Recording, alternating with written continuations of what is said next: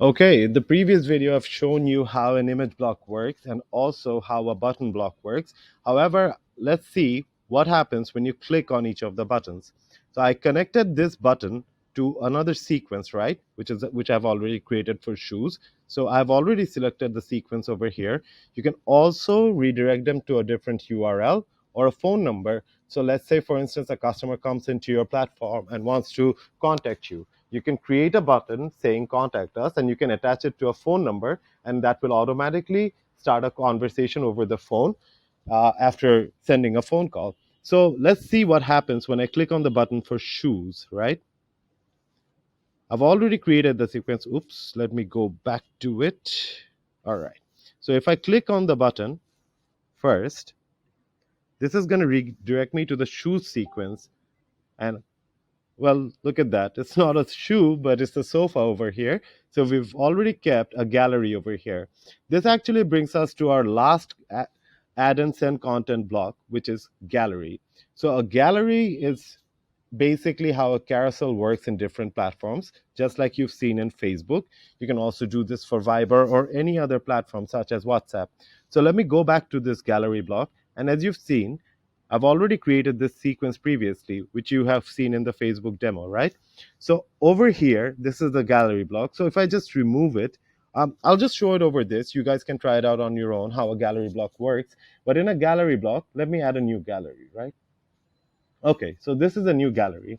So over here, you can attach a photo. You can also give a title, subtitle, and also a URL for the image. This is quite optional. And you can change the aspect ratio of the image. This can be in a square format or a horizontal format. And in that gallery, you can also attach a few new buttons and you can connect them. So let's say I want to show a picture of shoes. It's going to be the same red pair of shoes that we have shown previously.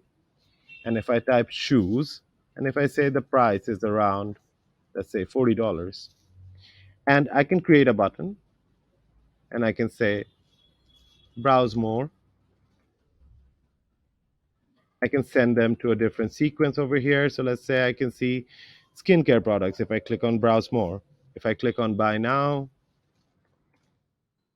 we can redirect them to a sequence so they can, check out the buyout section. But however, let's do it for a URL, right? So let's say this is an open URL, and I'm going to send them to the MyAlice website. So I'm going to type in https://www.myalice.ai, and hopefully we'll be able to send the users over here. So let's save this for now.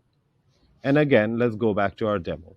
So previously, when I typed in picture, it showed us a button block. So let's go over that again. So I type in picture. And in this button block, we have first and second. So again, we click on first. Now, this should show you two galleries, right? So this one was the first one, which was the sofa. And this is the second one, which we've just designed over here. So now, if I click on, let's say, buy now, it should send us to the MyAlice website. And there you go. This is how you can attach a URL to your gallery as well. Buttons work in a similar way, so does quick reply blocks. You can check out our documentation for further information, and they have subtle changes in their functionalities. So we'd urge you to check out the documentation and see what are the subtle changes over there.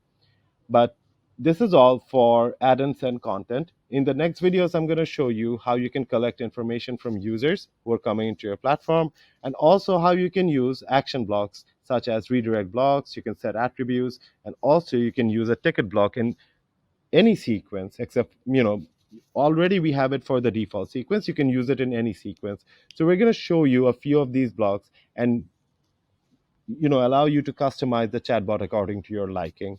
Thank you all for watching. I hope you have a good day.